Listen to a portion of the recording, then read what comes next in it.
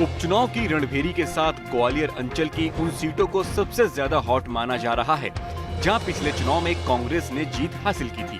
ग्वालियर जिले के ग्वालियर पूर्व उन्हीं सीटों में से एक है। ग्वालियर पूर्व सीट के सियासी समीकरण की बात करें तो ये सीट बीजेपी की परंपरागत सीट मानी जाती है। पिछले 50 सालों में बीजेपी ने यहाँ 6 विधायक दिए हैं। वहीं कांग्रेस भी इस सीट पर बीजेपी को कड़ी टक्कर देती आ रही है और यही वजह है कि कांग्रेस में रहे मुन्ना लाल गोयल को यहाँ से पिछले चुनाव में जीत मिली थी, लेकिन अब मुन्ना लाल गोयल बीजेपी के उम्मीदवार हैं। तो वहीं कांग्रेस ने इस बार बीजेपी की तरफ से पिछला विधानसभा चुनाव लड़े सतीश सिंह शिकरवार को उम्मीदवार बनाया है। ग्वालियर पूर्व की सीट इस बार होने वाले उपचुनाव की उन कुछ सीटों में से है जो ग्रामीण न होते हुए शहरी है। यहाँ वैसे तो जातिगत मुद्दे उतने कारगर नहीं होते हैं, लेकिन इसके बावजूद भी सिंधिया घराने का गढ़ कहे जाने वाले इस क्षेत्र में ओबीसी, ब्राह्मण और वैश्य समुदाय निर्णायक भूमिका में रहने के आसार हैं। ग्वालियर जिले की ग्वालियर पूर्व सीट आरक्षित नहीं होने की वजह से सवर्णों के हित की सीट रहती है। यहाँ ब्राह्मण वर्ग के 30,000 वोटर हैं, व वैश्य समुदाय के 40,000 वोटर हैं। ये दोनों ही जातियां हर बार होने वाले चुनाव में मुख्य भूमिका में रहते हैं। इनके अलावा ग्वालियर पूर्व में करीब 28,000 क्षत्रिय वोटर हैं। वहीं ओबीसी वोटर की संख्या करीब 1 लाख और SC/ST वोटर्स की संख्या 80,000 के करीब है। ओबीसी के 1 लाख से अधिक वोटर और ब्राह्मण वैश्य समाज के 70,000 वोटर इस बार होने वाले उपचुनाव के लिए निर्णायक साबित होने वाले हैं। बीजेपी अक्सर इस जाति के वोटर्स को साध कर चुनाव में जीत दर्ज करती आई है, लेकिन पिछले विधानसभा चुनाव में कांग्रेस ने बीजेपी के किले में सेंधमारी कर दी थी। लिहाजा इस बार दोनों पार्टी एड़ी चोटी का जोर लगा रही हैं। वहीं अगर ग्वालियर सीट पर मतदाताओं की बात करें तो यहाँ कुल 3,14,000 मतदाता हैं, जिसमें पुरुष वोटर की संख्या 1,66,000 है और 1,43,000 महिला वोटर हैं, जो 3 नवंबर को प्रत्याशियों की किस्मत का फैसला करेंगे। एक तरफ सिंधिया की साख दांव पर है तो दूसरी तरफ कांग्रेस अपनी जीत को बरकरार रखना चाहती है। लेकिन चुनाव से पहले क्या है यहाँ की जनता का मिजाज, ये आप खास पेशकश में चर्चा चौराहा में जान लीजिए। ग्वालियर से विनोद शर्मा के साथ टीम न्यूज स्टेट। चुनावी चर्चा में हम पहुंचे हैं ग्वालियर पूर्व विधानसभा, एक ऐसी विधानसभा जो इस क्षेत्र की सबसे ज़्यादा मतदाताओं की संख्या वाली विधानसभा मानी जाती है और ये है ग्वालियर का बारादरी चौराहा मुरार का ये सबसे पुराना और इस इलाके का सबसे जाना पहचाना नाम, सबसे जाना पहचाना इलाका। इस इलाके में इस बार विधानसभा का उपचुनाव होने जा रहा है और इस उपचुनाव के पीछे की वजह तो ज़्यादातर लोग जानते हैं, लेकिन सबसे ख़ास और दिलचस्प पहलू यहाँ का ये है क्योंकि इस बार के विधानसभा चुनाव में वही दोनों उम्मीदवार हैं जो साल 2018 का विधानसभा चुनाव लड़े थे। बस अंतर सिर्फ इतना है, जो कांग्रेस में था वो जो बीजेपी में आ गए, जो बीजेपी के थे वो कांग्रेस में हो गए। एक तरफ सतीश शिकरवार हैं कांग्रेस से तो दूसरी तरफ बीजेपी से मुन्ना लाल गोयल। अब वो पूर्व विधायक हैं और एक बार फिर से विधायक बनने की कोशिश कर रहे हैं। इसके साथ ये पूरा ग्वालियर पूर्व विधानसभा के वो नागरिक हैं, वो मतदाता हैं जो फैसला करेंगे कि इस बार के चुनाव में उनका जनप्रतिनिधि कौन होगा, इस बार के चुनाव में कौन से उनके मुद्दे हैं। मैं बात करता हूं, सबसे पहले यहां से शुरुआत करता हूं। मैं ये जानना चाह रहा हूं अरविंद जी आपसे कि ये जो चुनाव होने जा रहा है ये थोपा हुआ चुनाव है, सब बात जानते हैं, सारे लोग समझते हैं। क्या कुछ खास मुद्दे हैं यहाँ पर? जनप्रतिनिधि चुनना मुद्दा है, विकास मुद्दा है, या जिस तरह के कांग्रेस आरोप लगाती है कि धोखा हुआ, चुनाव हुआ, प्रतिनिधि वापस चला गया? विकास पे ही चुनाव होगा इसमें, कहते हैं जो विकास करेगा उसको जनता चुनेगी, कहते हैं आगामी में परिणामी वही आएगा, जो विकास करेगा उसी को मतदाता वोट देगा, कहते हैं। अभी तक क्या वोट करेंगे, कहते हैं। अभी तक क्या हुआ क्षेत्र के बारे में?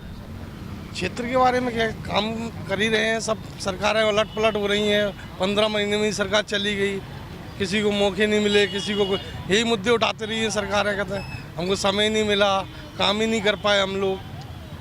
और जो भी काम करेगा तो उसको विकास करेगा, उसको अपन वोट देंगे, कहते हैं। बिल्कुल, ज़्यादातर कारोबारियों का सिस्टम बिगड़ जाता है जब भी सत्ता बदलती, सरकार बदलती है। मैं आपसे जानना चाह रहा हूँ कि ये जो 15 महीने में सब जगह चर्चा हो रही है कि 15 महीने में सरकार चली गई, कोई कहता है काम नहीं कर पाया, कोई कहता है काम कराया नहीं इसलिए चली गई, आप क्या कहते हैं? देखो, विकास के नाम पे सरकार बनी, कि भैया विकास करेंगे क्या। फिर उनने जो हमारे जो विधायक हैं, पूर्व विधायक मुन्ना गोयल जी थे, उनने जो मांगे रखी स्वर्ण रेखा नाला जो नदी के रूप में प्रोजेक्ट के लिए मांग रखी, तो उसके लिए उन्होंने पैसा नहीं दिया गया और फिर उन्होंने धरना भी दिया उसके लिए। कुछ आदिवासी जो यहाँ पे पट्टे थे गरीबों के, वो पट्टे नहीं दिए गए। तो जैसे ही बीजेपी सरकार बनी द्वारा से, तो उन लोगों करीब 700 लोगों को पट्टे मिले हैं और ये स्वर्ण रेखा नाले का प्रोजेक्ट द्वारा से शुरू होने के लिए 67 करोड़ रुपए मंजूर भी हो गया है। बिल्कुल मंजूर हो गया। आप उनका पक्ष बड़ी मजबूती से रख रहे हैं। मैं आपसे जानना चाह रहा हूँ कि हर बार चुनाव होते हैं, कोई अपना एजेंडा लेके आता है, कोई अपने वचन पत्र और घोषणा पत्र लेके आता है। ये जनता जो चुनाव में पिसती जा रही है, इस बार ये अपना अच्छा प्रतिनिधि चुन पाएगी कि नहीं चुन पाएगी? जनता ने जो 15 महीने की जो सरकार देखी है, उसमें जनता को ये एहसास हो गया कि जो शिवराज जी की जो पिछली जो सरकार थी, जिसने जन्म से लेके मृत्यु तक हर गरीब से लेके हर व्यापारी तक हर व्यक्ति की चिंता की, और कमलनाथ जी की जो सरकार रही वो उद्योग धंधे ट्रांसफ़र और जो भी उन्होंने विकास किया, इस चंबल के पूरे क्षेत्र में एक युवा नेतृत्व को लेकर कांग्रेस को वोट दिया यहाँ की जनता ने, माननीय सिंधिया जी को, और उन्हीं को उन्होंने दरकिनार किया। इसीलिए सरकार बदल दी? इसीलिए सरकार नहीं बदली, उनके जो जनता के लिए जनता ने जो उनसे आशाएं की, उन आशाओं के कारण उन पे वो खरे नहीं उतरे। बिल्कुल मैं समझ गया आपकी बात को। आरोप है सीधा सीधा खरे नहीं। मैं अम्मा से बात कर लेता हूँ। इधर एक माता जी खड़ी हुई हैं। आपसे हम बात कर रहे थे थोड़ी देर पहले, यहाँ ग्वालियर में क्या चर्चा चल रही, लोग क्या चर्चा करते हैं? 40 साल से आपकी दुकान है यहाँ? हाँ, 40 साल 45 साल से दुकान है। हाँ। हाँ? चुनाव में कुछ पता है थोड़ा बहुत क्या हो रहा है? चुनाव में यही हो रहा है कि पहले अच्छे अच्छे काम भाई थे और अब थोड़ा सा डिफिकल्ट आ गया। क्या आ गया? कैसे आ गया? ऐसे आ गया कि कोई इधर हो जाता है, कोई उधर हो जाता है, बस बस। कौन इधर हो गया, कौन उधर हो गया? क्या होगा इधर उधर हो गया तो? सतीश भी इधर थे तो उधर हो गए, और मुन्ना इधर आते तो वो इधर रह गए, बस। क्यों हो गए? क्यों हो गए? अब जो क्या पता कैसे हो गए, पता ही नहीं पड़ रहा इनको। कुछ तो पता होगा, चर्चा चलती होगी। पता कि एक थारी के चट्टे पट्टे कौन बन गया। मैं आपसे जानना चाह रहा हूँ कि जिस तरह से चर्चा हो रही है, कोई कहता है कि इधर चले गए, कोई कहता है उधर चले गए, कोई कहता है पैसा ले लिया, कोई कहता है काम नहीं हुआ। पैसा क्या है सर, क्या पैसा किसी ने गिना नहीं कि लिया या नहीं लिया। अब जी अपनी अपनी ये शर्त है, उधर भी चले गए तो भी चले गए साथ में। अब साथ तो आप जाओ तो हम भी जाएंगे। समझ गया बात को मैं। आप कुछ कहना चाहेंगे? ये जो पूरा माहौल इस समय बना हुआ है, क्या माहौल बना है, कैसी लोगों की सोच हो रही है? एक्चुअल में 15 महीने की सरकार वो उसको सही तरीके से चला नहीं पाए। पहली बात, मुद्दे उनके जो थे वो उस पर उतर नहीं पाए खरे, जो उनके घोषणा पत्र थे वो भी उनके उस पर सही तरीके से वो उतर नहीं पाए, तो इसलिए सरकार तो गिरना तय थी। अब मुद्दे बीजेपी सरकार के मुद्दे हैं, वो आएगी सरकार, वो अच्छी सरकार बनाएगी और उसका काम करेगी। ग्वालियर यहीं रहते हैं? किस जगह रहते हैं? घोसीपुरा। मैं ये जानना चाह रहा हूँ आपसे कि ये जो चुनाव चल रहा है, ये जो चुनाव, इस चुनाव में कोई समस्या सुनने नेता आता है, कोई बात करता है आप लोगों की? कोई नहीं आता। आज तक हमने तो कोई नहीं देखा नेता है। कोई नहीं पूछता दुख दर्द क्या है, क्या चल रहा कुछ भी नहीं पूछते, आज तक नहीं पूछा नेता ने कोई। तो फिर अब चुनाव आ गया, अब आप क्या करेंगे? मुन्ना लाल इधर को चले गए, सतीश सिकरवार इधर को चले गए, सब इधर चले गए, सब हाँ। उधर चले गए। सिंधिया जी घुस गए तो वे भी घुस गए, उन्हें तो अपनी जगह पर रहना था। मुन्ना लाल को आप बताइए, पूरा जो माहौल बना हुआ है, ज़्यादातर चर्चा यही है कि लोग कह रहे हैं कि सरकार नहीं चला पाई, गिर गई, नहीं चला पाई, गिर गई। ये न चला पाना, गिर गई, इसमें मतदाता क्या करे? मतदाता के सामने अपना प्रतिनिधि चुनने के लिए कौन से मुद्दे? मतदाता के सुनने के लिए प्रतिनिधि को सरकार ने तो 15 महीने से उन्होंने तो सरकार सर उन मतदाता के सामने उन्हें कोई अभी तक ऐसे सरकार में ऐसा कोई काम नहीं किया उन्हें। मैं तो मतदाता से यही रिक्वेस्ट करना चाहता हूँ, अपना अच्छा प्रत्याशी देगा उस पर वोट करें। अब जिस तरह से दोनों अदला बदली करके चुनाव लड़ रहे हैं, इसमें जनता कैसे फैसला करे कौन अच्छा होगा कौन नहीं होगा? जनता अपने आप फैसला, अपने जो लोग जनता कितना ये तो पता ही चल जाता है जनता किससे मोहल्ले में किससे जुड़ी है, आदमी को पता है कहाँ। अरे आप कहाँ रहते हैं? आप कहाँ रहते हैं? आप अच्छा यहीं रहते हैं? अच्छा, ये जो चुनाव में किस तरह की चर्चा चल रही है, कुछ बता पाएंगे अभी? चर्चा तो साहब क्या बताएं साहब, दल बदलुओं का कोई इसमें आ रहा है। जैसे अब हम आपके साथ में थे, आप भी धोखा दे गए, फिर दूसरे आ गए, फिर आप उसको दे। अरे तो कम से कम ऐसे आदमी को तो जिताए जो कम से कम ढंग से रहे। किसी जनता के संग में बेचारा उस संग में कुछ हो ही नहीं रहा, बस केवल एक दिखावा है। केवल एक दिखावा है, आप सही कह रहे हैं बिल्कुल। मैं कुछ और लोगों से बात कर लेता हूँ। उधर जगदीश जी, आप बताओ, कारोबारी हैं आप, आपकी सराफे की दुकान है जी।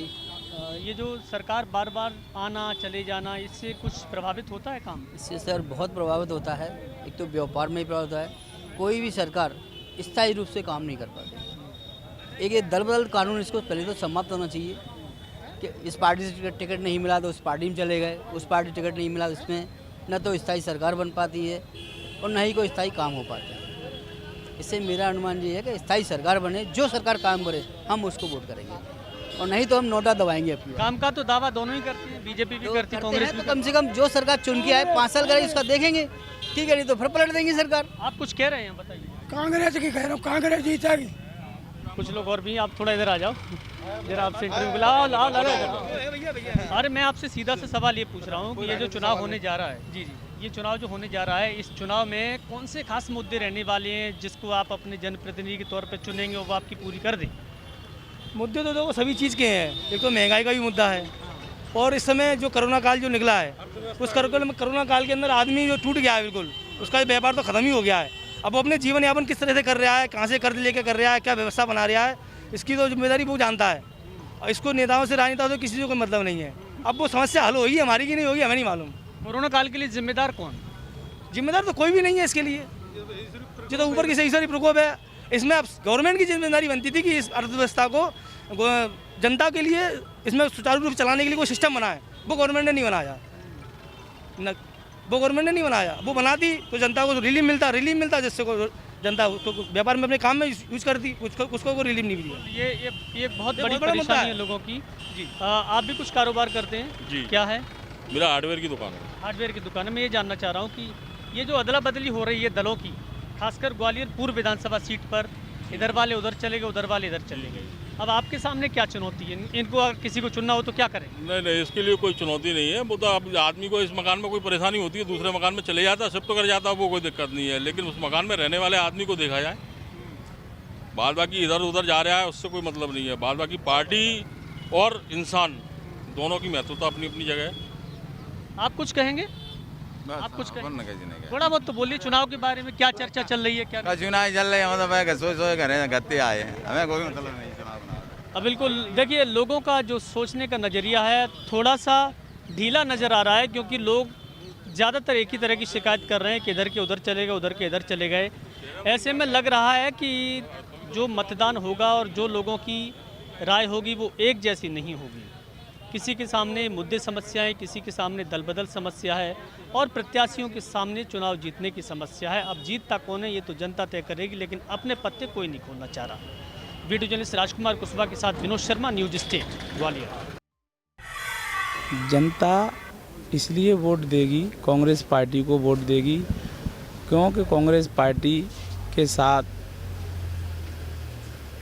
इन विधायकों ने धोखाधड़ी की है, जनता के साथ धोखाधड़ी की है, जनादेश का अपमान किया है, लोकतंत्र की हत्या करने का काम किया है। इसलिए जनता कांग्रेस की सरकार दोबारा लाना चाहती है, पुनः लाना चाहती है। सभी मुद्दे हैं, विधानसभा में लोकल मुद्दे भी हैं, लेकिन जब बरसात होती है तो सड़क के सारे गड्ढे दब जाते हैं ना, दिखते नहीं हैं। ऐसे ही बिकाऊ लालों ने जो पैसे की दम पर सरकार बनाई है, पैसे लेकर, और भारतीय जनता पार्टी ने नोटों की दम पर जो सरकार बनाई है, तो सारे छोटे मोटे मुद्दे दब गए हैं। इस समय एक ही मुद्दा जनता के बीच में चल रहा है कि जिनको जनता ने 5 साल के लिए चुन के भेजा था, उन्होंने जनता के साथ अन्याय किया है, जनता के वोट के साथ छल कपट कर किया है और जनता के जनादेश को बेचा है। जनता वोट क्यों करे, ये मैं सवाल पर कहना चाहूँगा कि जो लोग इस क्षेत्र की प्रगति विकास के लिए लगातार जनता के साथ हैं, जो लोग क्षेत्र के गरीब सरकार वर्ग की लड़ाई के लिए उनके साथ हैं, जनता का वोट का मतलब होता है क्षेत्र की जनअपेक्षाओं का पूरा करना, क्षेत्र के जनविश्वास को पूरा करना। जो लोग क्षेत्र की जनअपेक्षाओं को पूरा कर पाएँ, जो लोग क्षेत्र की जनता के विश्वास को पूरा कर पाएँ, निश्चित तौर पर जनता का आशीर्वाद उन्हीं को मिलना चाहिए। हमारी लड़ाई का हमेशा पैमाना ये रहा है कि मैंने कभी जनता से वोट का रिश्ता नहीं बनाया है। हमेशा मेरा रिश्ता जनता से संघर्ष का रिश्ता रहा है, दुख सुख का रिश्ता रहा है, क्षेत्र के प्रति विकास का रिश्ता रहा है। मैंने कभी वोट का रिश्ता नहीं बनाया है। मुझे लगता है कि भारतीय जनता पार्टी ने मेरे इस विधानसभा क्षेत्र को बहुत कुछ दिया है। 200 करोड़ की सौगातें दी हैं, गरीब वर्ग के लिए पट्टे भी दिए हैं जिनकी मैं लड़ाई लड़ता रहा। और निश्चित तौर पर जनता दो ही चीज़ चाहती है जिसको वोट देती है। नंबर 1, क्षेत्रीय प्रगति विकास करता रहे हमारा नुमाइंदा। नंबर 2, परेशानी की भी आ जाए तो उस परेशानी हमारे साथ खड़ा हो जाए। तो इन दोनों मुद्दों पर भारतीय जनता पार्टी मुन्ना लाल गोयल सिपाही के तौर पर जनता के साथ है। स्थानीय तौर पर मुद्दा जनता को तय करना है कि क्षेत्र में शांति सद्भाव चाहते हैं या गुंडा माफिया चाहते हैं। ये बड़ा मुद्दा है। जनता ये जानना चाहती है कि आप विकास के मसीहा हो, गरीबों की मसीहा हो। क्या किया है गरीबों के लिए, एक काम बता दो मेरे को। क्या किया है विकास के लिए, एक काम बता दो मेरे को आता है इस विधानसभा के लिए। खाली आटे इकट्ठे बांटने से कोई गरीबों का विकास का मशीन हो जाता है। गरीबों की ज़िंदगी में कोई खुशहाली आना चाहिए, उनके चेहरे में मुस्कान आना चाहिए। और वो जब तक नहीं आएगी तब तक कोई विकास का मतलब नहीं है। जो लोग विकास की बात करते हैं, आटे इकट्ठा बांटा भी तो भारतीय जनता पार्टी का था, वो कट्टा उनका नहीं था। उन्होंने अपनी सील लगा दी कि ये कट्टा मैं बांट रहा हूँ। भारतीय जनता पार्टी ने कट्टे पहुँचाए थे, माननीय शिवराज सिंह चौहान ने कट्टे पहुँचाए थे। उसका फोटो भी था माननीय शिवराज सिंह चौहान का, वो उन्होंने बांटे।